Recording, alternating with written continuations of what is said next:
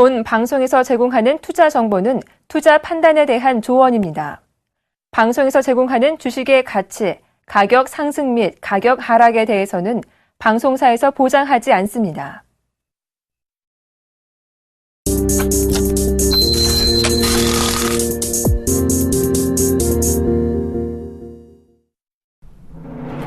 시청자 여러분 안녕하십니까. 출발 증시와이드 2부의 김동현입니다. 전일 코스피 지수는요. 기관의 공격적인 순매수로 1990선을 회복하면서 마감했습니다.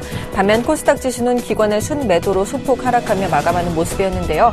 미증시는 경제지표 호조에도 불구하고 하락 마감했습니다. 하지만 우리 증시는 오늘도 힘을 내주길 기대하면서 출발 증시와이드 2부 힘차게 출발해 보겠습니다. 먼저 2부 주요 코너들부터 함께 살펴보시죠.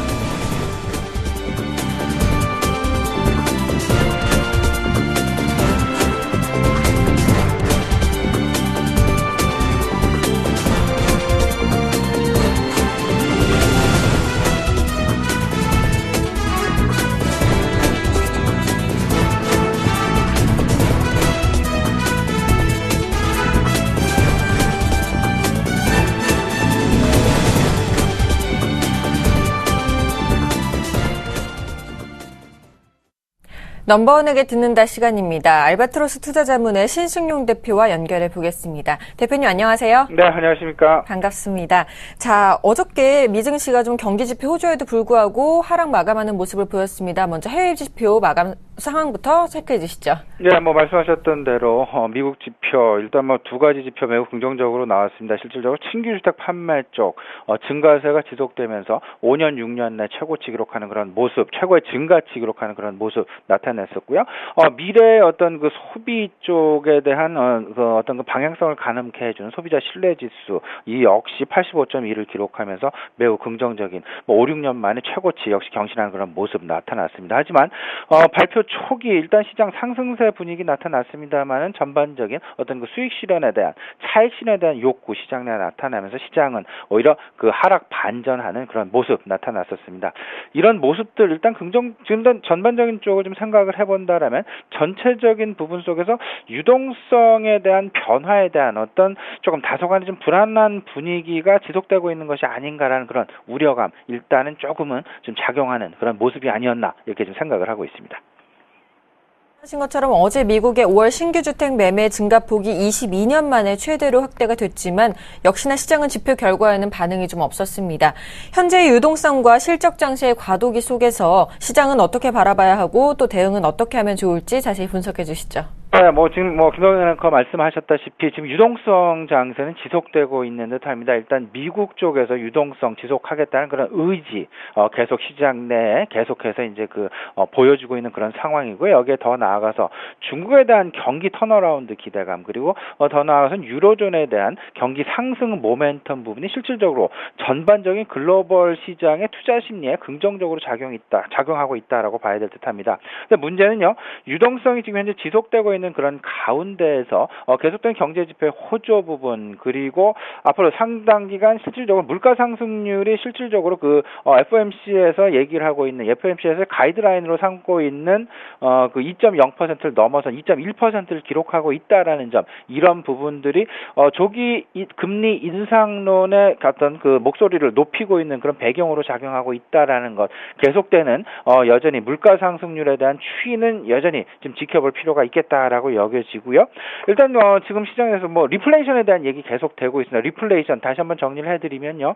시장 내 유동성을 공급을 하고 그에 반박자 늦춰서 어떤 그 유동성에 대한 부분들, 그 물가란 이런 부분도 지금 나타난다는 경기 개선 반박자 먼저 그리고 물가 잡기가 반박자 후퇴 이런 부분들이 지금 반복적으로 나타나고 있는 어떤 지금 현재는 물가에 대해서 서서히 관심을 가져야 될 만한 그런 분명한 시기가 되었다라는 것. 그렇다면 지금 현재의 상황, 유동성 장세에서 실적 장세로 넘어가는 분명한 과도기임에 틀림없다라는 거 보셔야 될 것 같고요.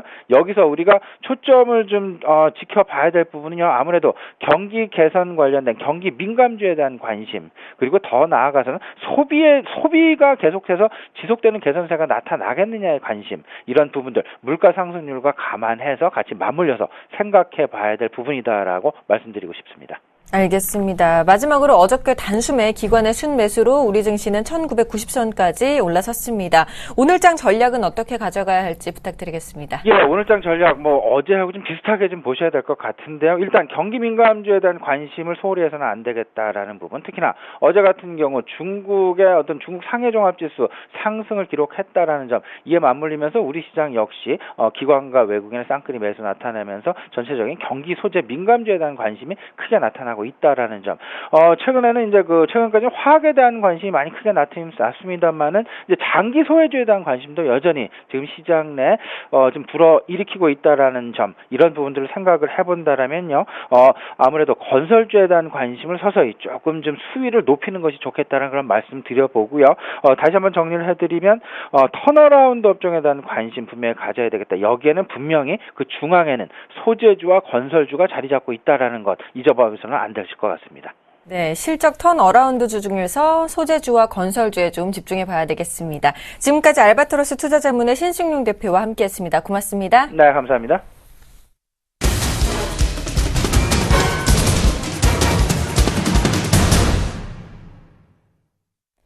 시초가 공략주를 알아보는 시간입니다. 이상로의 한방 시작해 보겠습니다. 샘플러스 이상로 멘토와 전화 연결해 보겠습니다. 안녕하십니까? 네, 반갑습니다. 이상로입니다. 반갑습니다. 어제 추천하셨던 현대 EP가 장중 최고가 7,530원으로 3.2%의 상승세를 보였습니다. 자, 기존의 3% 공략을 목표로 했으면 벌써 목표가에 도달했겠지만 이번 목표가는 5% 공략으로 아직 조금 남아있는데요. 목표가까지 그냥 홀딩하면 될지 전략 좀 세워주시죠. 예, 고맙습니다. 땡큐죠. 일단 사실 우리가 현대 EP 같은 종목군은 우리가 기업적인 가치를 보고 말씀을 드렸던 종목입니다. 사실 우리가 한편으로 조금 생각을 하셔야 되는 게, 우리가 생각하는 대형주는 어느 순간에 대형주가 되었던 거고, 우리가 만든 게 바로 대형주입니다. 우리의 돈이 인위적으로 들어갔고, 거기에 대해서 시총이 높아졌기 때문에 대형주가 된 거고요. 그렇게 봤을 때 현재의 시점에서의 대형주, 중소형주는 의미가 없습니다. 기업의 가치가 대형주가 될 만한 그만큼의 캐파가 되느냐, 그만큼의 실적이 되느냐가 더욱더 중요하다는 거죠. 어차피 5년 뒤에 또 대형주는 바뀔 수 있습니다. 지금 1988년부터 현재까지 시장이 오면서 살아남아있는 종목은 300여 개가 되지 않습니다. 삼성전자도 우리가 만들어 놓은 거나 마찬가지라는 거죠. 그런 의미에서 본다면 이런 현대EP라든지 아니면 오늘 또 소개해드릴 종목, 이런 종목군들 성장성이 있으면서 거기에 실적까지 동반하는 기업, 그래서 앞으로의 기업 가치가 좀 더 추구되는 기업을 좀 더 보시는 게 좀 좋을 것 같습니다. 어제 같은 경우에 3% 그냥 곧장 오르는 모습이 나타났었는데요. 차트상의 바닥이었던 부분도 물론 있겠지만 일단 운이 좋았죠. 운이 좋았던 부분이 가장 컸고, 오늘 다시 한 번 더 오르거나 내리거나는 크게 상관없습니다. 다만 이 종목군을 가지고 있을 때 일주일을 가지고 있건 2주를 가지고 있건 수익날 확률, 시청자분들이 진정으로 수익날 확률은 훨씬 높다는 거, 그거만 꼭 기억을 하십시오. 어차피 시세적으로는 현재 파동 자체는 꾸준히 올라가는 그런 추세대 안에 놓여 있는 상태입니다. 거기에 대해서 지금은 우리가 어느 정도의 눌림목, 차트적인 부분에 그런 기법 자체를 제가 응용을 해서 말씀드렸던 바닥권이기 때문에 지금 어느 정도 타이밍이 좀 적절했다고 보고요. 그래서 지금 바닥권에서 들어갔던 종목군 현재는 추가적인 홀딩으로서 수익을 좀 더 극대화하시는 전략이 필요하지 않나, 그렇게 말씀을 드리겠습니다. 1분기보다는 2분기, 2분기보다는 3분기가 더욱더 좋을 수 있는 기업이 바로 현대EP, 차량 경량화에 대한 수혜주 바로 현대EP라는 거 꼭 기억을 하시길 바라겠습니다. 맞습니다. 오늘도 승리를 위한 관심 종목 준비되어 있겠죠. 현대EP만큼 강한 종목인가요? 요거보다 현대EP보다 좀 더 낫죠. 그래서 기업적인 상당히 탄탄한 기업을 설명을 해드리도록 하겠습니다. 어떤 종목인가요? 예. 오늘 말씀을 드릴 기업 바로 한미사이언스 말씀을 드리겠습니다. 한미사이언스 생소하신 분들도 많으실 거고요. 일단 한미약품이라고 하시면 그 한미약품이라고 아실 거예요. 그 한미약품의 지주회사 합격입니다. 그래서 한미 사이언스를 소개를 해드릴 건데 주가 추이를 한번 보시면 상당히 가파르게 올랐던 게 사실입니다. 하단에서부터 뭐 꾸준히 오르는 모습이 나타났었고 중간중간에 보면 무상증자라는 말 상당히 많이 뜨죠. 무상증자가 있기도 있었고 여기도 있었고요. 두 번 있었고 권리락도 있었고요. 하지만 우리가 무상증자를 한다는 것은 그만큼 기업의 가치가 좋기 때문에 무상증자를 하는 겁니다. 차라리 돈이 필요했다면 유상증자를 했겠죠. 기업이 나쁜 기업은 아니구나라는 부분을 이런 부분으로도 어느 정도 알 수 있다는 팁을 좀 드린 부분이고, 제가 이 기업을 소개를 시켜드리게 된 점은 한미사이언스 같은 경우에는 자회사를 얼마 전에 조금 출범을 시켰습니다. 그래서 온라인 팜이라고 하는데요. 그 자회사가 의약품 도매 사업을 하고 있습니다. 의약품 도매 사업을 하는데 국내 유일의 의약품 도매상이라고 보시면 좋겠고, 그리고 이 기업 온라인팜 자체가 약국을 대상으로 하는 그런 영업을 하고 있거든요. 그래서 한미 약품에 대한 그런 약품 자체의 중간에 유통 과정이라든지 마케팅 영업을 하는 곳이 바로 이 온라인팜이고, 그 온라인팜에 대한 지분을 100% 가지고 있는 게 또 한미사이언스입니다. 자, 지분 구조를 같이 한번 보실 건데요. 자, 한미사이언스가 가지고 있는 지분입니다. 그래서 지금 보시면 대부분의 지분 자체가 한미사이언스에 예속되어 있는 모습을 보실 수가 있을 겁니다. 대부분은 지금 한미그룹 자체는 이 한미사이언스 안에서 여러 분류로 다 나눠지게 되고, 거기에 대해서 뭐 일본 한미라든지 아니면 밑에 보시면 한미약품이라든지 온라인팜도 마찬가지고, 이런 지분 자체는 다 연결실적으로 이 한미사이언스 안에 포함된다는 거죠. 자, 우리가 2분기에 시장이 다시 한 번 더 올라가는 시점에서 시장을 이끌었던 기업들이 뭡니까? 첫 번째로 반도체 업종이 있겠죠. 그리고 두 번째는 바로 소비 패턴, 소비 업종이었습니다. 그리고 우리가 좀 더 중요하게 보셔야 되는 게 제약 바이오 업종이 2분기 실적이 1분기의 실적이 상당히 좋았습니다. 그럼에도 불구하고 주가가 지지부진한 그룹도 있었고, 하지만 주가 치고 올라갔던 그룹도 있었고요. 그 말은 무슨 말이냐면 지금 이 시장에서는 반도체라든지 소비라든지 아니면 이런 바이오 제약이라든지 살아있는 업종이 추가적으로 더욱더 살아서 움직이고 있는 시장이 바로 지금의 이 시장이라는 것을 좀 더 기억을 하실 필요가 있을 것 같아요. 한미사이언스도 마찬가지입니다. 시세가 뽑아내고 있는 과정에서 1분기보다는 2분기가 좀 더 실적이 기대되고, 거기에 대해서 한미그룹 자체의 모든 도매에 대한 상품권이나 영업을 하고 있기 때문에 매출은 급격하게 늘 수밖에 없습니다. 한미약품은 상당히 뭐 세계적으로도 그렇고 국내적으로도 그렇고 점유율이 상당히 높죠. 그런 관점에서 봤을 때는 이 한미사이언스의 지주회사에 대한 연결 실적은 좀 더 강해지지 않을까, 그렇게 보는 시각이고요. 지금부터는 이제 차트를 조금 보셔야겠죠. 차트로 가격대를 어떻게 공략을 해야 되느냐, 그게 가장 중요할 것 같은데요. 월봉을 잠시 한번 보겠습니다. 월봉 한번 보시면 기업이 합병을 통해서 지금 주가가 크게 빠졌던 그런 모습이 한번 나타났습니다. 그러고 난 다음에 지금 상당히 오래된 기업이기 때문에 94년부터 아직까지도 그래도 살아있는 기업이거든요. 그건 일단 역사와 전통을 자랑한다라는 부분을 우리가 먼저 체크하실 필요가 있겠고요. 중요한 자리가 보이시죠, 지금. 지금 이 자리에서 어느 정도 6월 달부터 월봉상 좋은 모습을 나타내고 있습니다. 뚫기 힘든 자리, 박스권이 지금 돌파하는 그런 양봉이 5월 달 형성이 됐다는 거죠. 자, 5월 달의 수급 같이 한번 체크를 해보시면요. 자, 5월 달 수급 한번 보겠습니다. 자, 5월 달의 수급 어떻습니까? 기간에 매수세가 상당히 뛰어나게 들어왔던 부분 보이시죠? 지금 화면에. 그리고 외국인도 조금씩은 담아줬습니다. 다만 기관의 힘이 상당히 강했고, 그 중에서도 사모펀드 계열이 상당한 매수세가 들어왔던 부분을 우리가 알 수가 있습니다. 여기에 대해서 매도를 한번 같이 보시면 매도율은 상당히 낮게 나타나거든요. 대신 연기금 쪽에서 상당한 매도가 나타났다는 거죠. 연기금은 팔고 대신 사모펀드에서는 신규적인 매수가 들어갔던 부분이 바로 5월 달이었구나. 그러면 사모펀드 쪽에 대한 평균 낙가는 상당히 높게 잡혀 있겠다라는 부분을 우리가 생각하실 필요가 있겠고요. 자, 5월달 마지막이 바로 5월달, 5월 30일까지가 바로 이 자리죠. 그러나 이 자리까지는 지금 이렇게 올리는 부분에서는 기관의 힘, 즉 사모펀드 쪽에서의 힘이 상당히 강하게 작용을 했고, 그리고 하단에 내려갔을 때는 누가 샀는지 한번 같이 볼게요. 하단에 내려가면서 샀던 것은 투신권에서 다시 한번 더 크게 또 들어오는 모습, 그리고 보험권에서 크게 들어오고 국가 쪽에서 국가지자체 쪽에서 크게 들어왔죠. 자, 매도가 없습니다. 매도가 없다는 것은 대부분이 신규 매수를 위한 매도율이 상당히 낮게 나타나는 구간이구나 라는 부분을 우리가 알 수 있다는 거죠. 자, 그러면 그런 단가적인 부분에서 상단에 있는 이 매물대는 정말 지지를 받을 수 있는 매물대로 확률이 상당히 높겠다라는 부분을 우리가 인식할 수가 있다는 거죠. 왜 그렇습니까? 대부분의 사모펀드 물량이라든지 보험권의 물량이라든지 지금 투신권의 물량은 가격대가 다 상단에 분포하고 있거든요.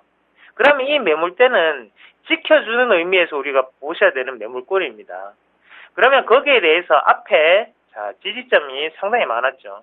첫 번째 지지가 나왔고 두 번째, 세 번째, 네 번째 지켜주는 흐름이 나타났습니다. 그러면 여기에서 실적은 2분기에 더 좋다는데 그러면 이 자리는 무조건 지키고 여기에 대해서 이제 추가적인 상승을 하겠구나 이런 관점이라는 거죠. 매수가가 항상 시초가를 말씀을 드립니다. 그게 어느 정도 우리 게임의 법칙이고 마찬가지입니다. 이 종목도 시초가 매수를 하시면 되겠고요. 다만 변동성 자체는 하단의 이 부분까지는 분명히 나타날 수 있습니다. 그래도 제가 이 종목을 말씀을 드리는 이유는 어차피 내일 곧장 오늘 곧장 수익이 안 나도 됩니다. 사실은.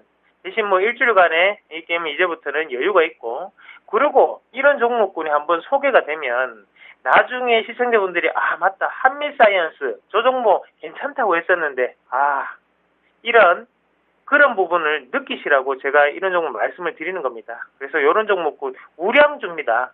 가격이 우량주가 아니고 기업의 가치, 그리고 기업의 진정성, 그리고 기업의 본연의 목적을 달성할 수 있는 게 바로 가치주입니다. 그리고 우량주고요. 그런 관점에서는 한미사이언스 우리가 한번 담아볼 만한 그런 종목군이 아닌가 그렇게 말씀을 드리겠습니다. 자, 일단은 매수가는 시초가 말씀을 드리겠고 1차적인 목표가는 플러스 5%입니다. 그리고 하단의 손절가는 제가 처음에 말씀을 드렸던 요 가격대까지 요 종목은 조금 러프하게 잡혔습니다. 이미 지금 어느 정도의 상승이 보여왔죠. 그래서 어느 정도 위험 부담을 안고 들어가는 부분이기 때문에 저기 손절가는 요선 15,800원 선을 손절가로 대응을 하시면 무리 없는 투자가 되지 않겠나 그렇게 말씀을 드리겠습니다. 자, 이 종목은 2분기 기대가 되는 종목군입니다. 그래서 지금은 종목이 중요한 게 아니고 가격적인 타이밍을 조금 잡으시는 전략이 좀 더 중요하지 않겠나. 그리고 이런 가격적인 타이밍 같은 부분에는요, 이렇게 공개 방송을 곧장에서 합니다. 그때 들어오시면 좀 더 우량주에 대한 부분, 가치적인 부분을 다시 재해석하고 거기에 대해서 가격적인 타이밍을 좀 더 잡을 수 있는 팁이라든지 방송에서 못다한 한미사이언스 비밀이라든지 이런 부분을 말씀을 조금 드리도록 하겠습니다. 오늘도 이어지니까 9시에 들어오셔서 같이 장시작 출발 한번 같이 하시는 게 가장 바람직하겠고요. 오늘 하루도 즐거운 매매하시길 바라겠습니다. 우리가 주식하는 이유가 즐거우라고 하는 거 아니겠습니까? 돈 벌려고 하는 거고, 자, 모든 분들이 행복할 수 있는 그런 오늘 하루가 되셨으면 좋겠습니다. 고맙습니다.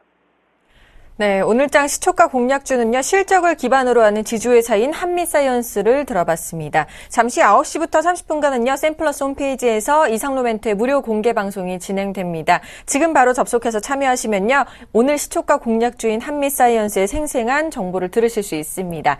자, 지금까지 샘플러스 이상로 멘트와 함께 오늘장 시초가 공략주 들어봤습니다.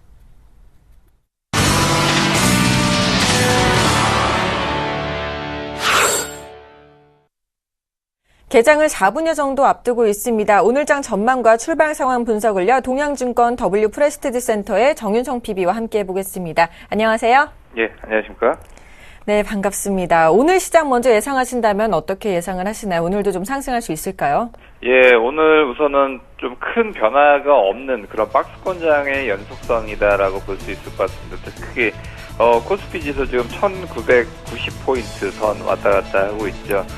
가장 중요한 부분은 우선 환율 부분이라고 볼 수 있을 것 같습니다. 환율 부분은 아무래도 원화 강세가 된다라고 하면 외국인들 입장에서는 수급적인 부분은 계속적으로 들어올 가능성이 크다라고 볼 수 있을 것 같습니다.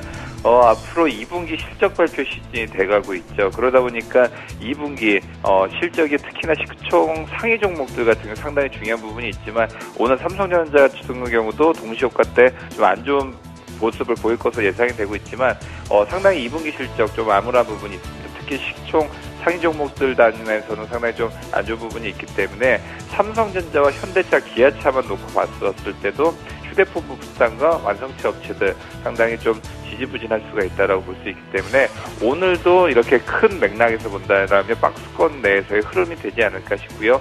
오늘 장 초반에는 약세 출발을 하겠지만 환율 부분이라든지 여타 중국장과 일본장을 봐야겠지만 아무래도 좀 하향 움직임에서 좀 상승 움직임은 좀 뒤바뀜이 있지 않을까 생각을 하고 있고요. 이런 이유는 삼성전자 단위의 급락세에서 조금씩 반등 움직임에 있다는 부분, 이런 부분이 좀 장의 키포인트일 것 같습니다.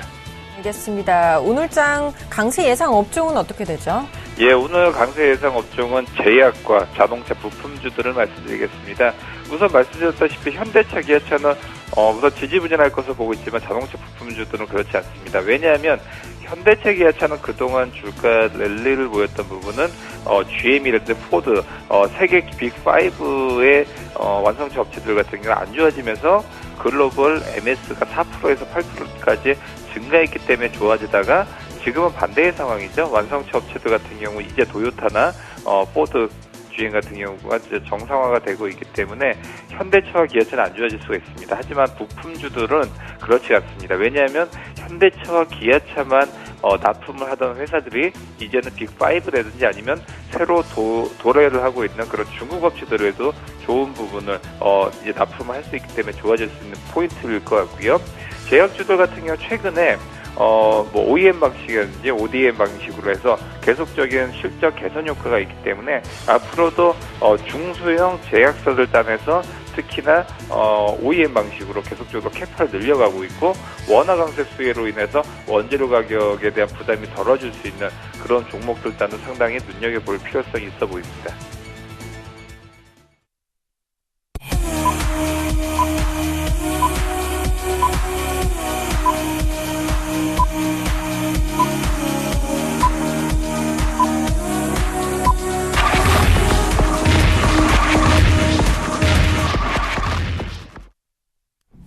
(2월 25일) 수요일 오늘 장 개장을 했습니다. 자, 오늘 개장 분위기부터 좀 짚어주실까요?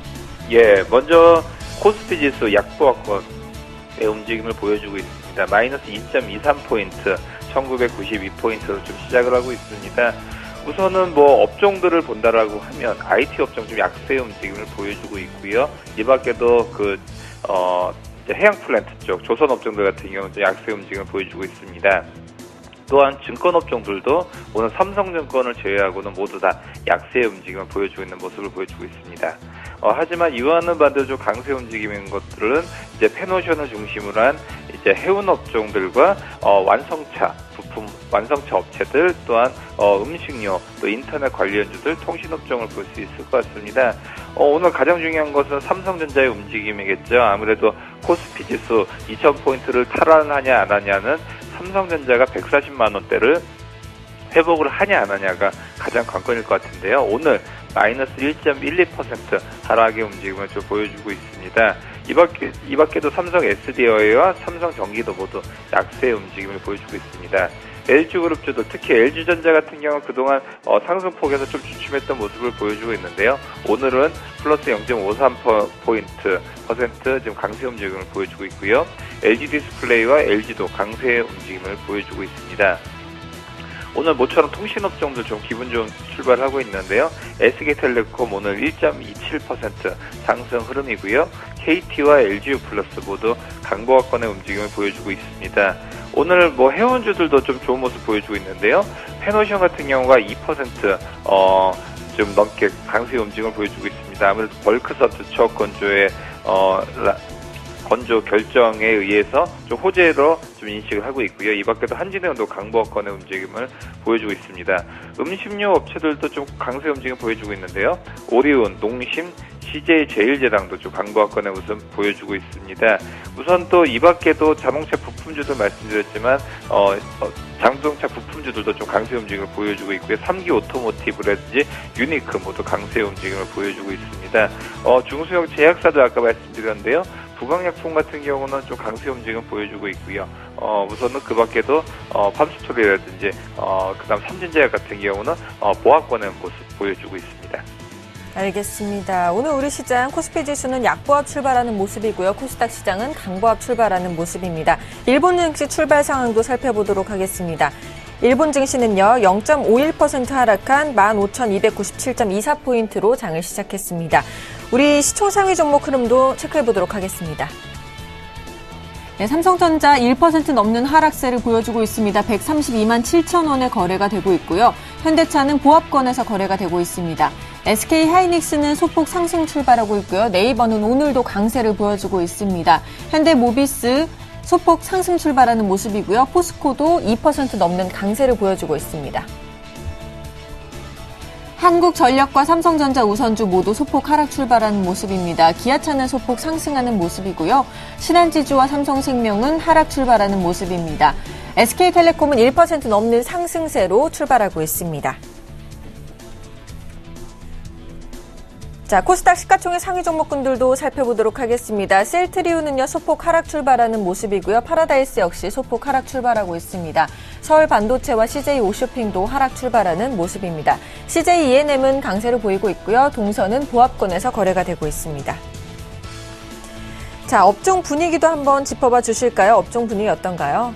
예, 우선 업종 분위기 아까도 말씀드렸지만 업종별로 좀 등락이 있었습니다. 특히 아까 코스피 위주로 좀 말씀드렸기 때문에 코스닥들도 좀 말씀드리자면 오늘 강보합권의 움직임을 보여주고 있습니다. 하지만 코스닥에 대한 그 차트를 보시면 전형적인 역별 구간에 있는 것으로 좀 보여주고 있습니다. 특히 4월 23일 날 고점을 찍었었죠. 573포인트를 찍은 이후에는 전형적으로 21선 막 떨어지고 61선 막 떨어지고 121선 맞고 하락을 하고 있기 때문에 당분간에는 좀 약보합권 움직임을 보여주지 않을까 싶고 그런 시기는 6월달 하순까지는 될지 않을까 보고 있는데요.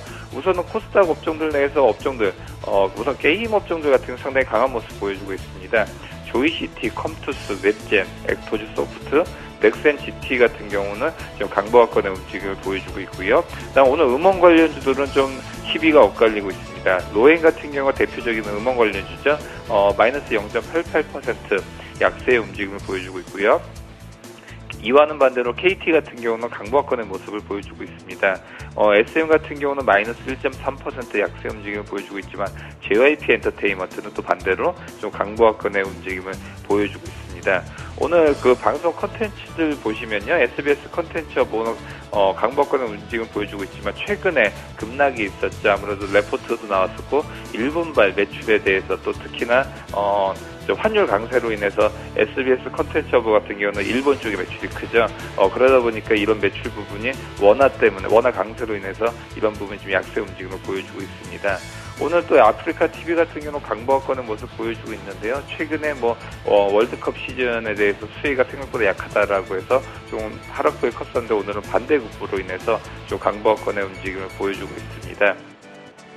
이 밖에도 보안 관련주들 같은 경우는 최근에 얘기가 굉장히 많았었죠.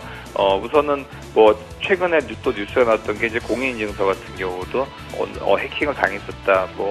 금융권 홈페이지도 해킹을 당했었다라는 얘기가 나오면서 상당히 이런 거에 대한 우려가 있었지만 오늘 같은 경우 엔텔스나 한솔, 넥스지 같은 경우는 강보합권의 움직임을 보여주고 있습니다. 자동차 부품주를 보시겠는데요. SL, 한일, 이화, 오텍 같은 경우는 강보합권의 모습을 보여주고 있고요. 성우하이텍과 에코플라스틱, 경창산업은 약보합권의 움직임을 보여주고 있습니다. 이렇게 업종 분위기 살펴봤고요. 이어서 수급 분위기도 한번 살펴보도록 하겠습니다. 어저께는 기관이 좀 끌어주는 모습이었는데 오늘은 기관보다는 외국인의 매수가 눈에 띄네요. 예, 우선은 오늘 외국인들 143억 원 정도 순매수의 움직임을 보여주고 있습니다.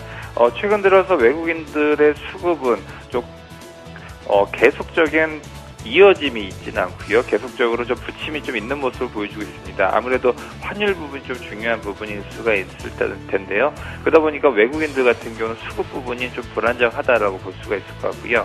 기관들의 경우는 좀 단기 플레이를 많이 하고 있습니다. 기관, 이제 펀드 자금을 운영을 하거나 자문사 같은 경우는 단기적인 플레이를 상당히 많이 하고 있습니다. 예를 들어서 뭐 삼성전자는 매도를 하고 뭐 LG 전자라든지 LG 디스플레이를 매수를 해서 10% 20% 플레이를 좀 많이 하고 있는데요.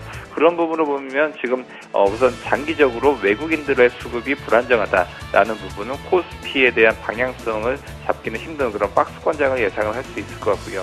기관들의 수급을 봤었을 때는 단기적인 실적, 특히나 지금 2분기 실적 발표를 앞두고 있기 때문에 속속 지금 뭐 예상 추정치가 나오고 있기 때문에 이런 부분을 중심으로 해서 기관들의 매수 플레이가 중요한 대목이다라고 볼 수 있을 것 같습니다.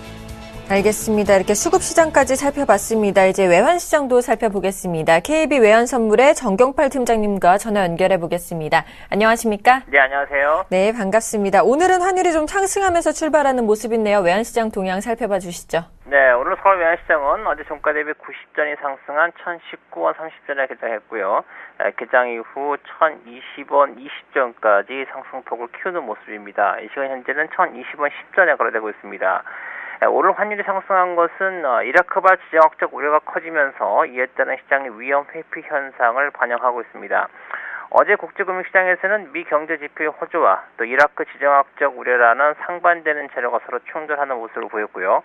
이에 따라서 외환시장과 채권시장 그리고 주식시장에 이르기까지 모두 등락을 거듭하는 모습을 보였습니다. 어제 예상보다 강력한 미국의 신규 주택 판매와 소비자 신뢰지수가 발표되면서 달러화는 엔화와 유로화에 대해서 강세를 보이기 시작했는데요. 그렇지만 뉴욕장 후반부터 이라크 관련 소식이 들어오면서 달러화는 엔화와 유로화에 대해 다시 약세로 돌아서는 등 방향성이 둔화된 모습을 보였습니다. 뉴욕 증시에서는 이라크발 재정학적 우려가 미 경제지표의 호조보다 더 큰 영향력을 발휘하면서 3대 지수가 모두 하락세를 마감했고요. 이에 따라 호주 달러 등 상품 통화들의 하락폭이 커지면서 원화 역시 동반 약세를 보였습니다. 그런데 뉴욕 증시나 상품 통화들의 하락폭을 고려해 볼 때 원화의 하락폭은 상대적으로 작다고 볼 수가 있는데요. 이것은 파운드화가 약세를 보임에 따라서 크로스 거래 관계에 있는 위험 통화들이 반등했기 때문으로 분석됩니다. 어제 영란은행 총재가 영국 노동자의 임금 상승의 속도가 예상보다 더디다는 취지의 발언을 하면서 조기금리 인상 기대감을 희석시켰고요. 이에 따라서 파운드화는 차익 실현 매물이 등장하면서 하락했습니다. 오늘 달러원은 1020원을 전후한 거래가 이어질 전망인데요. 큰 폭의 움직임은 기대하지 않고 있습니다만 시장의 위험 회피 심리가 확산되고 있는 만큼 달러원은 강한 하방 경직성을 드러낼 것으로 예상됩니다. 지난 밤에는 국제 유가가 수급적인 요인으로 하락했습니다만 이라크 사태가 지속될수록 유가가 상승세를 재개하면서 글로벌 증시를 압박할 가능성이 있고요. 이것은 달러 원액의 반등의 재료로 사용될 수 있겠습니다. 지난밤 파운드화가 하락했습니다만 영국에서 조기금리 인상 논란이 아직 완전히 사라진 것은 아니고요. 향후 이 논란이 재개되면서 파운드화가 다시 강세를 볼 수 있는 만큼 이로 인해서 크로스 위험 통화들의 약세가 재개될 가능성을 열어둘 필요가 있다는 말씀을 드리겠습니다. 오늘 1020원을 전후한 움직임 이어가겠습니다. 알겠습니다. 지금까지 KB 외환선물의 정경팔 팀장님과 함께했습니다. 돈 말씀 고맙습니다. 네, 감사합니다.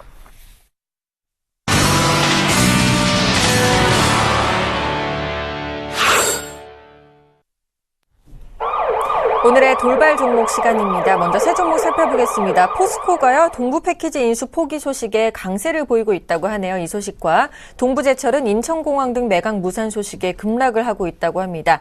이 소식도 전해드리고요. 아이리버는 SK텔레콤 지분 취득 소식에 급등을 하고 있다는데요. 이 세 가지 종목을요, 유진투자증권 압구정 지점의 정승현 과장님께서 나오셔서 분석해 주시겠습니다. 안녕하세요. 세 가지 종목 분석 좀 해주시죠. 네. 일단 뭐 포스코부터 살펴보면요. 사실 동부제철과 이제 동부그룹 패키지를 인수하지 않겠다라는 소식의 강세 흐름을 보이고 있는데, 사실 최근에 뭐 동부 그룹주들 사실 뭐 이 동부 이 그룹이 좀 재무적 리스크가 있다라는 얘기가 뭐 하루 이틀 된 얘기는 아닙니다. 뭐 STX부터 시작을 해서 뭐 동양그룹까지 전반적으로 이런 사태들이 이어져 오면서 아마 다음은 동부가 될 가능성이 높지 않겠느냐. 뭐 이렇게 뭐 시장에서 예견한 사람들이 상당히 많았고 그게 이제 현실화되는 과정인데 일단 이 동부 제철과 그리고 그 포스코가 이제 인수를 하겠다라는 소식에 일정 부분 재무적 리스크를 덜 수 있지 않겠느냐라는 뭐 생각은 있었습니다만 일단 포스코는 인수를 하지 않겠다라는 소식에 강세를 보이고 그리고 반대로 이제 동부 제철은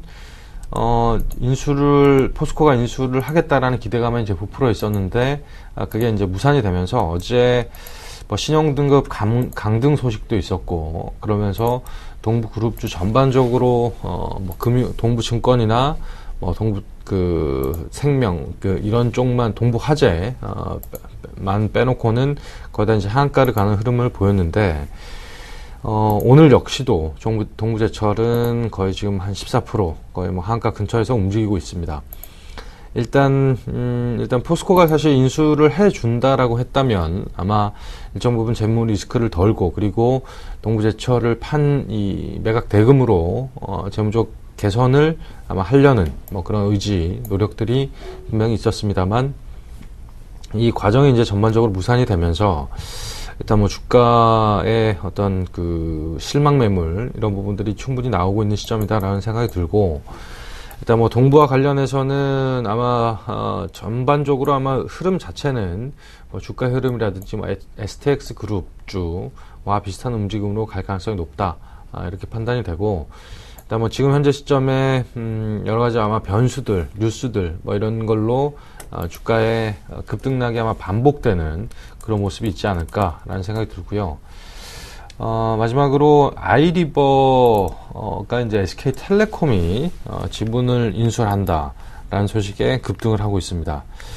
일단 뭐 좋은 소식이죠. 아이리버 같은 경우에는 예전에 사실 그 MP3 관련해서 이 시장을 한번 크게 흔들었던 뭐 그런 업체긴 합니다만 이 MP3가 사실 뭐 스마트폰이 나오면서 이 시장 자체가 좀 이렇게 찌그러든 뭐 그런 모습을 보였는데 일단 SK텔레콤이 뭐 인수를 한다라고 한다면 사실 SK텔레콤이 이런 좀 작은 자회사들을 인수를 상당히 많이 했습니다.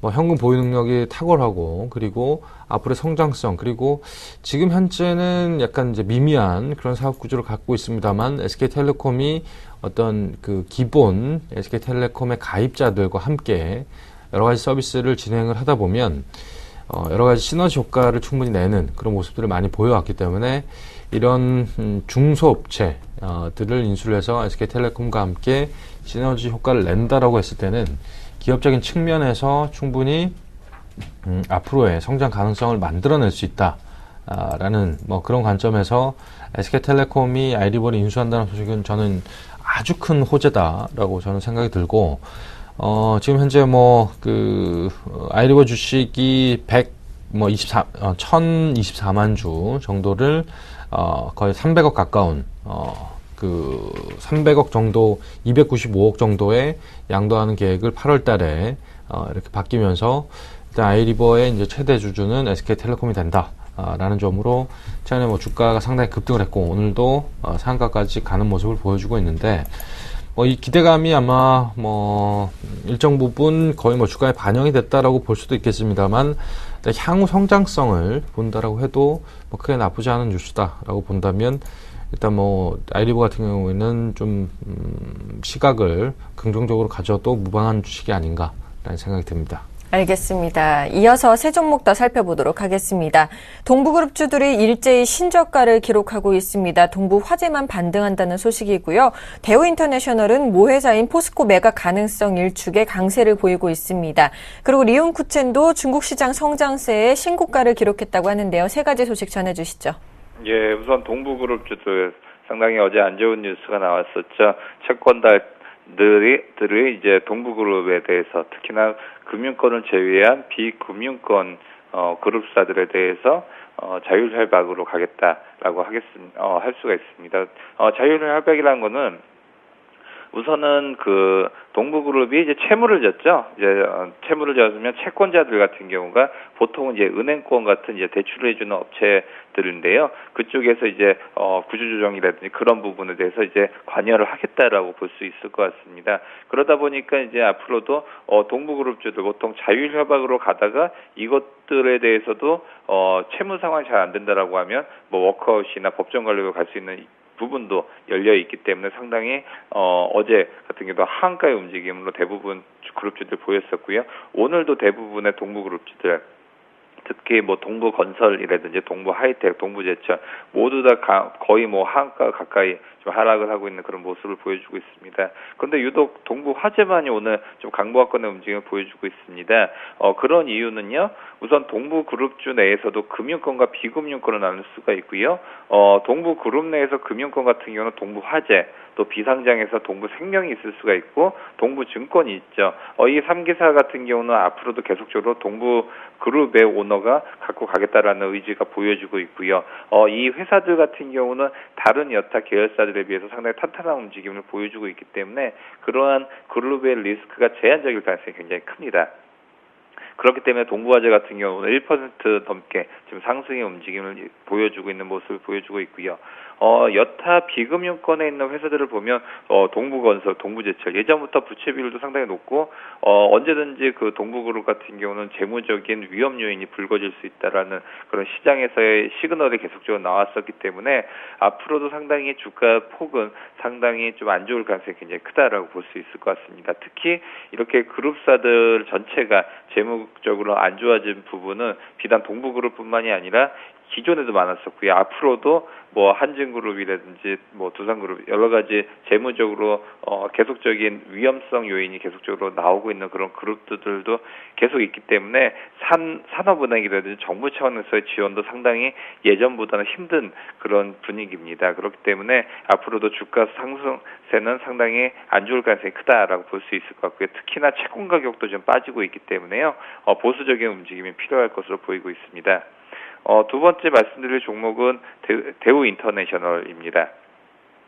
포스코가 이제 대우 인터내셔널의 이제 모회사죠. 이쪽 같은 경우는 포스코 같은 경우는 기존에도 회장이 계속적으로 천명했던 부분이 재무적으로 유동화를 많이 시키겠다. 특히 자회사들 중에서 매각을 많이 하면서 그룹 내에 있는 포스코의 유동성을 계속적으로 키우겠다라고 하면서 대우 인터내셔널도 파는 것이 아닌가라는 그런 시장의 우려감이 있었는데요. 오늘은 좀 대우 인터내셔널에 대한 매각서를 부인을 했었죠. 특히나 권오준 포스코 회장이 직접적으로 현재로서는 구조조정 계획이 전혀 없다라고 밝혔기 때문에 오늘은 3.8% 강한 움직임을 보여주고 있습니다. 전날 기자 간담회가 있었죠. 권 회장 같은 경우가 대우 인터내셔널은 덩치가 크기 때문에 인수제가 마땅치 않다면서 장점을 살려서 당분간은 기업 가치를 올리는 데 주력을 하겠다라고 지금 밝혔습니다. 하지만 포스코 같은 경우는 앞으로도 철강 업황이 턴어라운드를 하지 않는 이상은 재무적으로 상당히 위기가 올 수가 있습니다. 특히나 지금 그 글로벌 신용등급도 하향이 있었죠. 20년 만에 하향이 있었기 때문에 포스코 입장에서는 언제든지 유동할 수 있는 부분이 밖으로는 얘기를 안 하겠지만 내부적인 회의로서는 계속적으로 나올 수밖에 없는 그런 상황이기 때문에요. 대우 인터내셔널 아니더라도 언제든지 포스코 자회사들 계속적으로 좀 지켜봐야 될 필요성이 있어 보입니다. 세 번째 말씀드릴 종목은 리움 쿠첸입니다. 중국 시장 성장세에 의해서 오늘도 2.9% 올라가면서 신고권을 계속적으로 갈아치우고 있는 그런 모습을 보여주고 있습니다. 우선은 2분기에도 중국 쪽 프리미엄 유통망 확보를 통해서 계속적인 실적 증가가 지금 예상이 되고 있습니다. 1분기 때를 저점으로 해서 하반기까지 분기 대비해서 폭발적인 영업이익 증가세가 3분기부터 시작될 것으로 지금 전망이 되고 있고요. 특히나 리옹쿠첸 같이 이제 프리미엄 있는 밥솥 같은 경우는 국내로 유입된 중국 관광객들도 많이 사가는 모습을 볼 수가 있고 중국 내에서도 이렇게 입소문이 퍼지다 보니까 계속적으로 팔리고 있습니다.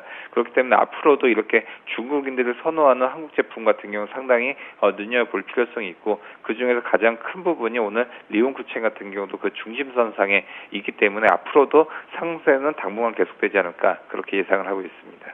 알겠습니다. 이어서 세 종목 더 살펴보도록 하겠습니다. 네이버가 2분기 실적 기대감에 여전히 강세를 보이고 있다는 소식이고요. 다음도 카카오 기대감 지속에 이틀째 강세를 보이고 있다고 합니다. 요즘 이 두 종목 빼면 시장이 참 재미가 없죠. 유양 D&U는 라이파이 상업화 성공에 대통령상을 수상한 소식에 강세를 보이고 있다고 하는데요. 라이파이가 뭔지도 좀 같이 설명해 주시죠. 네. 먼저 네이버부터 살펴보시죠. 네이버 같은 경우에 일단 뭐 라인에 대한 기대감들이 늘 뭐 있는 종목이다라고 들고 사실 SNS 이 관련주들 뭐 페이스북이라든지 트위터와 견줄만한 사실 국내에는 뭐 네이버를 뭐 적절하게 평가 잣대를 들이댈 만한 비교 대상이 없는 기업이다 할 정도로 최근에 뭐 라인의 가입자들이 뭐 4억 명이 넘어가면서 급성장을 하고 있는 추세이기 때문에 결국 이 플랫폼을 가진 회사가 이제 글로벌 그 시장에 있어서 상당히 뭐 이 플랫폼 업체들에 대한 프리미엄을 얼마나 줘야 되냐 뭐 이런 논란의 여지는 분명히 있습니다만 분명한 건 그 시장의 어떤 그 패러다임 자체를 바꾸고 있는 기업임에는 분명하다라고 보시면 될 것 같고 그런 이슈로 인해서 네이버 같은 경우에는 이제 꾸준히 시장에 기대한 만큼의 성장성 그리고 실적들이 라인을 통해서 나오고 있다라는 점, 그 부분들이 좀 갈목할 만한 부분들이 아닌가라는 생각이 들고, 그런 이슈로 인해서 사실 또 약간의 시장의 조정을 받을 때 같이 받은 모습을 보였지만 다시 80만 원이 넘어가면서 정고점 88만 원 정도를 다시 재탈환하려는 움직임이 보이고 있다. 사실 이러다가 사실 또 2분기 실적이 나올 때쯤에는 또 기대만큼 나오지 못했다고 또 매물들이 나올 가능성이 높습니다. 이 특징 자체가 이런 SNS 그리고 성장 스토리가 있는 종목들은 실적 기대감으로 상승을 했다가 막상 또 실적이 나오면 숫자로는 사실 제조업과 좀 비교하기에는 좀 초라하죠. 왜냐하면 워낙 지금 시가총액이 27조 정도 되는 수준인데 제조업에 비해서는 밸류에이션을 너무 과도하게 받는 40배, 50배 정도 받고 있는 수준이기 때문에 실적 대비 포가 너무 많은 거 아니냐. 이거는 아마 숫자가 나올 때는 여지없이 시장에서 평가 잣대로 들이댈 수밖에 없다. 그렇다 본다면 실적이 나오기 전 한두 달이 아마 좀 가장 밝을 때 주가 수준이 그리고 실적이 나올 때는 차익 매물이 나올 수 있다라는 점으로 투자 전략 세우실 수 있는 종목이다라는 생각이 들고 그리고 이제 다음 같은 경우에는 다음도 이제 시장이 좀 핫한 종목 중에 하나죠. 카카오와 이제 합병을 하는 이 결정이 나면서 저는 이재용 회장과 그리고 김범수 의장 손을 잡고 합병을 하겠다라는 그 모습을 보면 상당히 정말 멋있는 사람들이다라는 생각이 들었는데 결국 주가도 최근에 멋있게 가고 있습니다. 다음이 최근에 합병 발표 이후에 점 상한가라고 하죠. 두 번 갔다가 차익 매물이 나오면서 9만 원대 초반까지 빠졌습니다만 어제 살짝 눌림이 나오긴 했습니다만 또 그저께는 상한가를 가고 오늘은 12만 원 근처에서 엎치락 뒤치락 하는 모습인데 일단 다음과 카카오가 합병이 되면 사실 카카오가 실적이 상당히 이제 비상장 주식이기 때문에 우리가 직접 찾아보지 않으면 실적의 개선 속도라든지 얼마나 어닝을 내고 있느냐 이걸 잘 모르실 수도 있는데 만약 카카오가 혼자 IPO를 통해서 혼자 상장을 하게 되면 시가총액이 프리미엄을 주고 이러면 3조, 5조까지도 얘기가 나왔던 적이 있었습니다. 그렇기 때문에 지금 현재 스토리상 이 5조인 회사와 그리고 지금 현재 여러 가지 평가 잣대를 들이댄다라고 한다면 한 3조 정도 수준이라고 보고 지금 다음이 한 1조 6천억 정도 그래서 합쳐서 한 5조 정도 충분히 만들어낼 수 있지 않을까라고 보는데 일단 카카오가 합병을 하면 분명히 포털과 이런 모바일 플랫폼 합병의 시너지 효과는 분명히 있다라고 본다면 일단 그런 이슈로 인해서 다음은 좀 더 갈 가능성이 높다라고 생각이 들고요. 그리고 최근에 각 증권사들이 한 10만 원 초반대의 목표가들을 뭐 15만 원, 16만 원 이렇게 상향을 하고 있는 추세이기 때문에 뭐 그런 점 관련해서 대응하실 필요가 있을 것 같고, 일단 저는 다음 같은 경우에 좀 눌림이 나왔을 때 충분히 뭐 접근해도 되는 뭐 그런 종목이 아닌가 뭐 그런 생각이 들고요. 그리고 마지막으로 유양 DNU 라는 종목을 살펴볼 텐데, 이 라이파이가 상업화가 된다라는 뉴스로 이제 강세를 보이고 있는데, 이제 라이파이가 이제 빛을 통해서 이제 속도를 내는 뭐 거의 뭐 그러니까 그만큼 빠르다, 빛만큼의 그 정도 빠르기를 자랑을 하는 뭐 이게 와이파이 그 다음 세대 버전이라고 보시면 될 것 같은데, 일단 와이파이는 그거죠. 이제 선이 없는 선이 없이 우리가 무선 통신을 이용하는 뭐 그런 개념이라고 본다면, 이제 라이파이는 이제 빛 라이트 그렇게 수식어가 붙어서 이제 라이파이라고 우리가 하는데, 그렇게 되면 이제 선이 없는 수준에서 이제 빛으로 이렇게 뭐 속도를 전달을 하고 그만큼 속도가 빨라지는 뭐 이런 부분들, 그렇게 된다면 이제 신기술이기 때문에 사실 뭐 유양 DNU 시장에서 그렇게 그닥 유명한 종목도 아니고 시가총액이 그렇게 큰 종목도 아니긴 하지만 신기술이 받쳐져 있고, 만약에 이게 상업화가 성공을 해서 이제 와이파이에서 라이파이 시장으로 전환이 된다라고 한다면, 이 기술력을 가지고 있는 회사가 좀 독보적으로 실적 베이스를 높여가면서 시장을 이끌어갈 수 있다라는 점으로 접근하실 필요가 있을 것 같고요. 뭐 그런 얘기들이 사실 뭐 한 몇 달 전부터 이렇게 나왔습니다. 뭐 지난 연말부터 이렇게 나오면서 이 주식이 좀 급등나게 나오는 뭐 그런 뭐 종목 중에 하나인데, 최근에 이제 상업화가 된다라는 소식으로 인해서 신고가를 계속 경신하는 모습을 보여주고 있다라는 점. 일단 지금 현재 뭐 실적은 초라합니다. 하지만 앞으로의 성장 가능성 충분히 뭐 있는 그런 종목이기 때문에, 과연 이 회사가 갖고 있는 이제 본질 가치, 그리고 진짜 신기술을 핵심 기술을 가지고 있느냐, 이 부분도 면밀히 따져 본 이후에 투자 결정을 하시는 것도 맞는 뭐 투자 전략이 아닐까라는 생각이 듭니다. 네, 세 종목 더 살펴보겠습니다. 자, 고려아연이 또 신고가를 기록했다고 합니다. 비철금속 상승 수혜주죠. 그리고 넥스트리밍은 G3 출시 수혜 전망에 상승세를 보이고 있다고 하고요. 교육부총리 후보자 투자 소식에 아이네스쿨도 강세를 보이고 있다고 하는데요. 세 가지 소식 전해주시죠. 예, 먼저 고려아연부터 보시겠습니다. 비철금속 가격이 지금 나흘째 상승을 하고 있죠. 그러다 보니까 수혜주로서 고려아연이 지금 현재 강보합권의 모습을 보여주고 있습니다. 우선 중국 철광석 수입 가격이 지금 지속적으로 하락하고 있는 반면에 비철금속 가격은 우상향 기조를 좀 보이고 있습니다. 또한 귀금속 가격도 좀 빠진 듯 싶더니 지금 하방 경직성의 모습을 보여주고 있죠. 그러다 보니까 고려아연 같은 경우는 최근에 또 신규 설비 증설 시점도 좀 다가오기 때문에 앞으로 캐파를 키울 수 있는 그런 시장의 기대감도 있습니다. 2016년도부터는 연생산 규모가 기존 27만 톤에서 거의 40에서 47만 톤까지 늘어날 것으로 좀 전망이 되고 있습니다.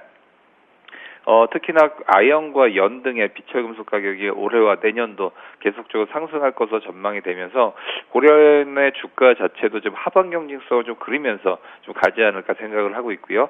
지금 현재 주가대가 39만 1,000원이지만 앞으로도 이런 업사이드 부분은 계속 늘어나서 주가는 좀 5일선과 20일선의 그런 지지선을 받으면서 좀 우상향의 기조를 그리지 않을까 예상을 하고 있습니다. 두 번째 말씀드릴 종목은 넥스트리밍입니다. 오늘 4% 넘게 급등을 하고 있고요.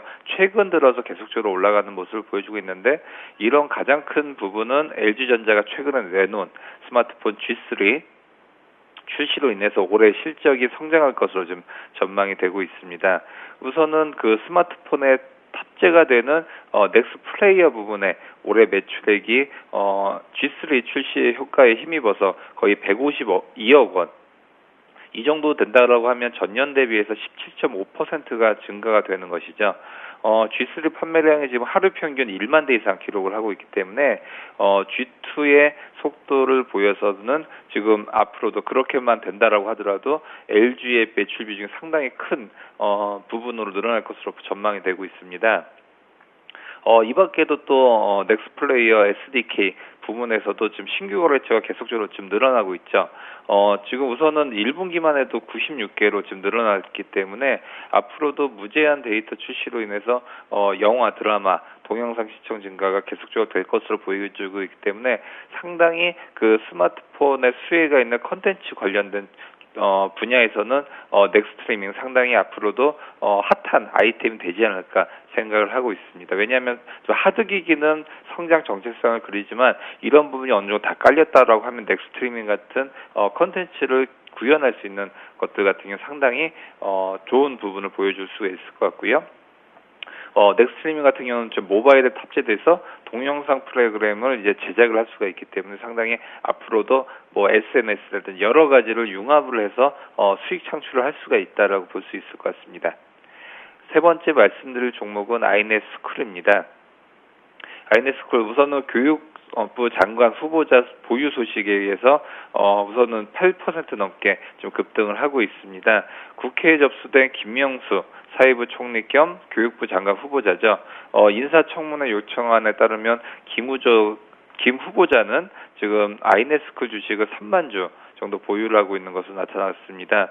그러다 보니까 아이넷스쿨 앞으로 이렇게 수위가 있는 것이 아니냐라고 볼 수 있지만 이 3만 주 정도면 사실은 평가액이 거의 4천만 원밖에 되지는 않습니다. 그렇기 때문에 언제든지 이런 부분은 팔 수 있는 부분이 있고요. 그렇다라고 하면 어디까지나 오늘 오른 부분은 심리적인 요인이 강하기 때문에요. 이런 뉴스로는 좀 매매를 할 수 있는 그런 강력한 모멘텀은 되지 않는다라고 볼 수 있을 것 같습니다. 알겠습니다. 지금까지 의진투자증권 압구정 지점의 정승윤 과장 그리고 동양증권 W 프레스티지 센터의 정윤성 PB와 함께 오늘장 특징주 분석해봤습니다. 도움 말씀 고맙습니다. 감사합니다. 감사합니다.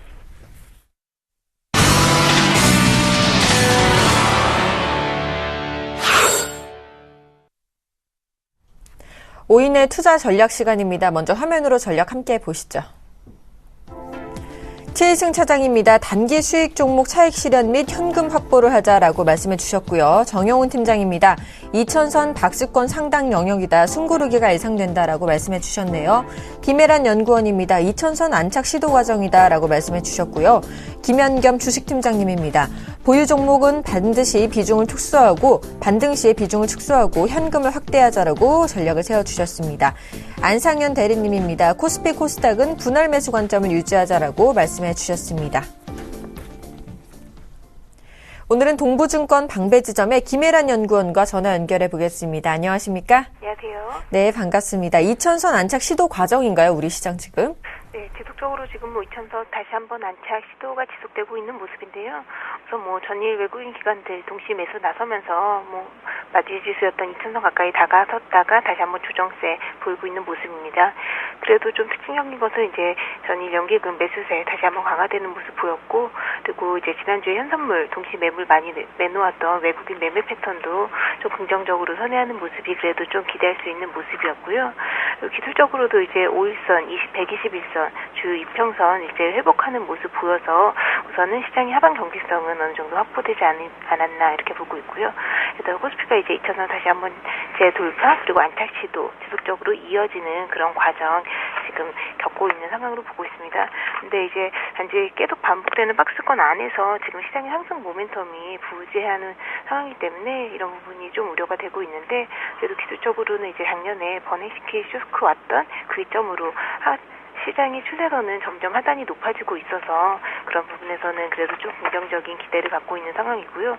최근에 시장이 조정을 받았던 게 이제 실적 시즌 앞두고선 실적에 대한 우려감, 불확실성 때문이었는데, 이런 부분들이 이미 시장에 좀 선 반영된 부분들이 크고, 그리고 2분기 우리나라 기업 실적에 대한 눈높이가 지금 역시 충분히 좀 낮아져 있는 모습이기 때문에 최근에 이제 미국이라든지 중국 경기 개선 모멘텀에 힘입어가지고 코스피가 이틀 동안 반등하고 오늘 조정 숨고르기 과정 거치고 있는데요. 이제 현 조정 시점을 이제 경기 민감 업종들 위주로 좀 저가에 분할 매수할 필요가 있지 않을까 이렇게 보고 있습니다. 네, 다만 대형주를 중심으로 코스피는 반등으로 돌아섰는데도 불구하고 이제 중소형주라든지 코스닥 시장은 여전히 좀 부진한 움직임 나타내고 있기 때문에 이제 가격 메리트 그리고 2분기 실적 전망에 따라 가지고 주가 차별화 양상은 계속 지속적으로 나타나지 않을까 이렇게 보고 있고요. 그래서 지금 과거에도 보시면 분기말이라든지 반기말 이제 포트폴리오 리밸런싱을 앞두고서는 대형주 중심으로 좀 코스피가 그래도 강세가 높아졌던 상황들 감안했을 때 최근에 이제 연기금을 비롯해서 주요 이제 투자자들이 매수 우위 보이고 있는 코스피 시장 내에서도 좀 대형주 업종 대표주 중심으로 매매 전략 유지하시는 게 유효하지 않을까 이렇게 보고 있습니다. 네, 지금까지 동부증권 방배지점의 김혜란 연구원과 함께했습니다. 도움 말씀 고맙습니다. 감사합니다.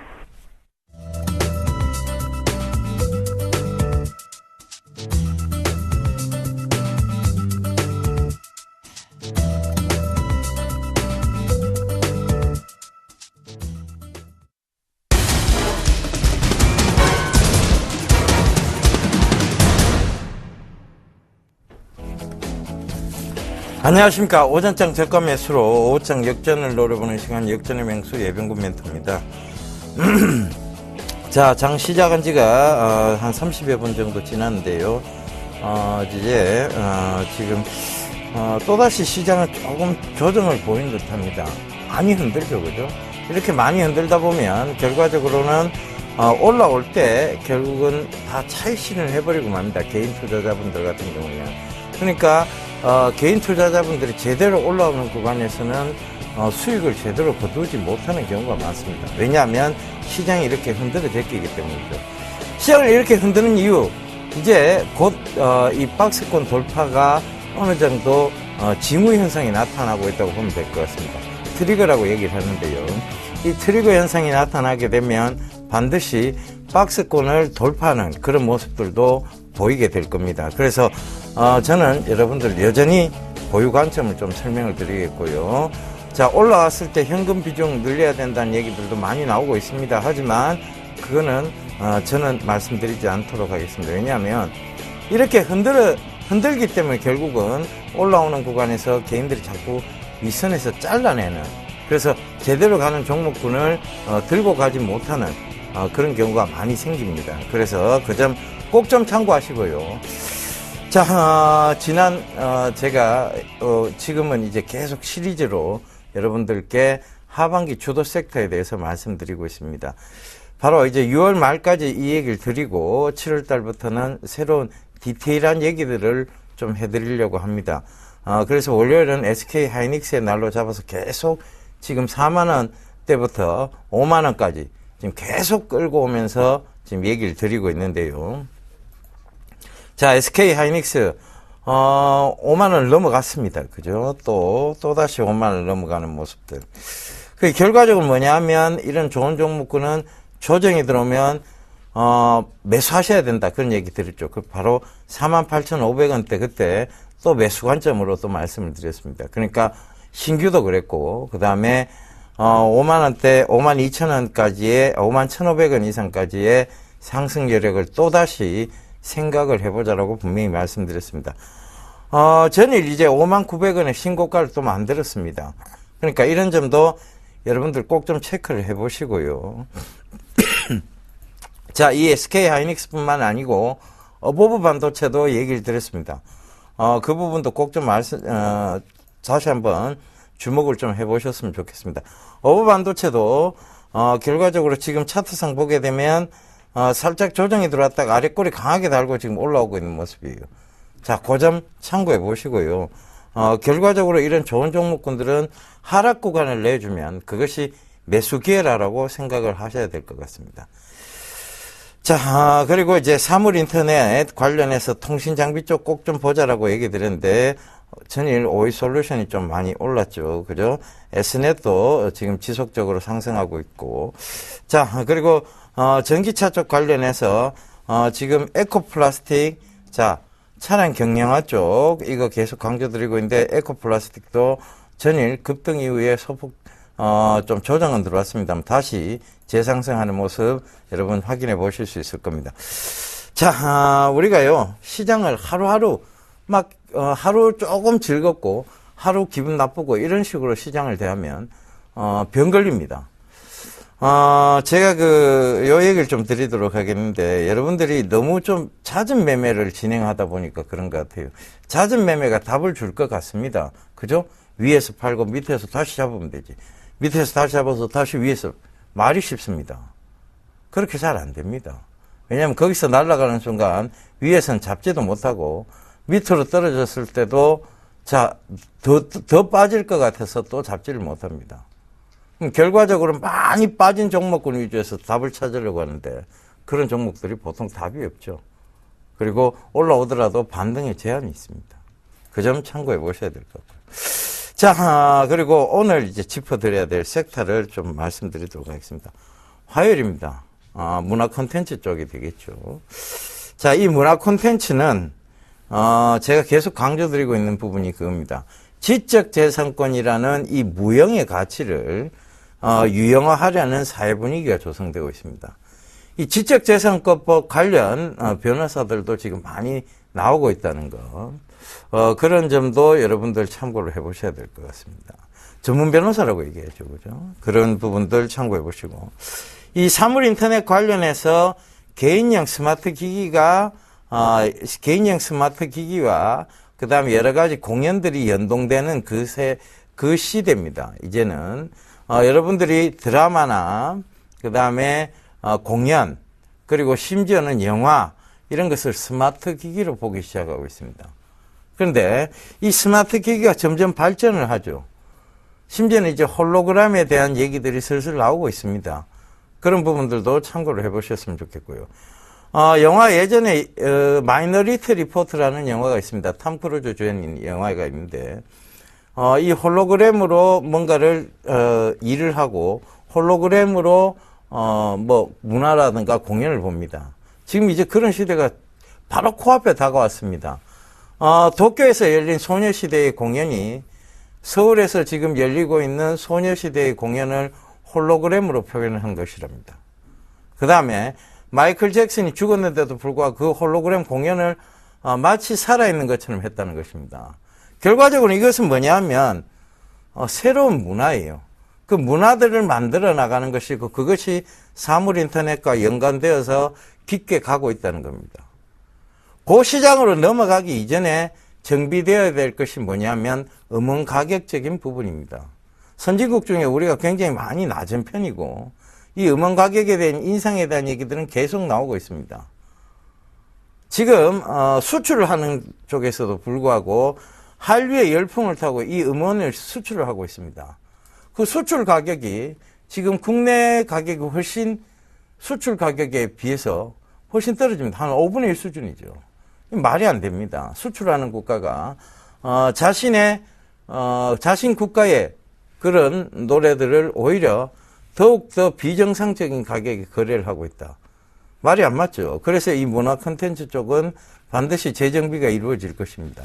그 점에서 참고를 해보셔야 될 것 같고 특히 제가 탑픽으로 꼽아드린 종목, 자, 소리바다예요.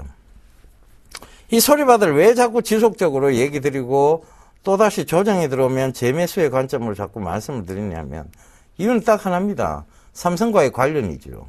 이 삼성전자와 관련이 있고 삼성전자의 스마트 기기들 그리고 앞으로 나올 타블릿 PC들과 연동되어서 스트리밍 음원 서비스를 제공을 하고 있고 이 가입자 수가 굉장히 빠르게 증가하고 있다는 점, 그리고 이 회사의 자회사의 실적이 지금 성장하고 있다는 점, 그리고 바로 이런 부분들이 동사의 주가에 분명히 긍정적인 역할을 할 것입니다. 그런데 지금 많이 흔들어요. 흔들어야 보낼 수 있는 시장입니다. 그래서 지금 흔드는 이유는 그냥 단순 흔들기라고 보시면 될 것 같습니다. 여러분, 제가 얘기를 많이 드렸는데요. 자, 요걸 한번 생각해 봅시다. 자, 우리가 어떤 매집 세력이라든가 작전이라든가 뭐 이런 세력들이 있다라고 하잖아요. 그죠? 모든 종목에는 여러분 세력이 있습니다.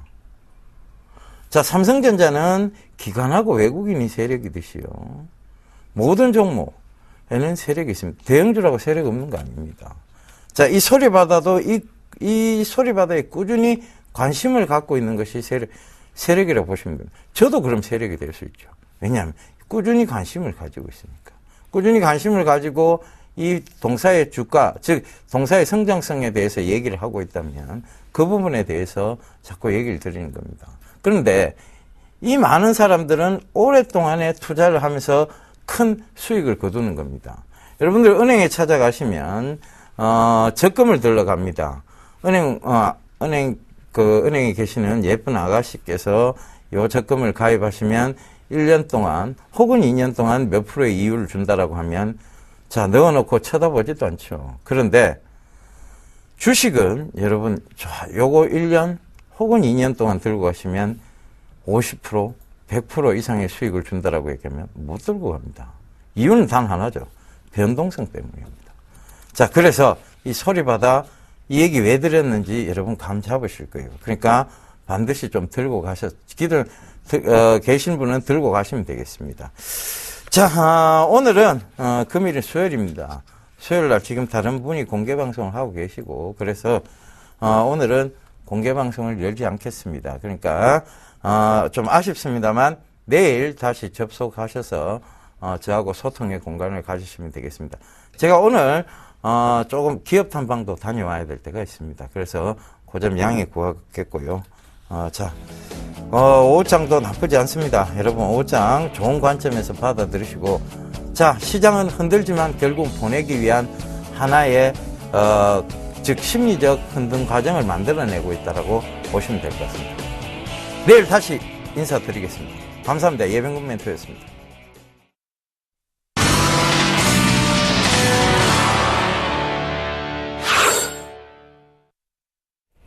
네, 현재 코스피 지수는 기관의 매도로 인해서 1990선을 내어준 모습입니다. 코스닥 지수는 529포인트에서 거래가 되고 있는데요. 앞으로의 추이도 저희 서울경제TV와 함께해 주시길 바랍니다.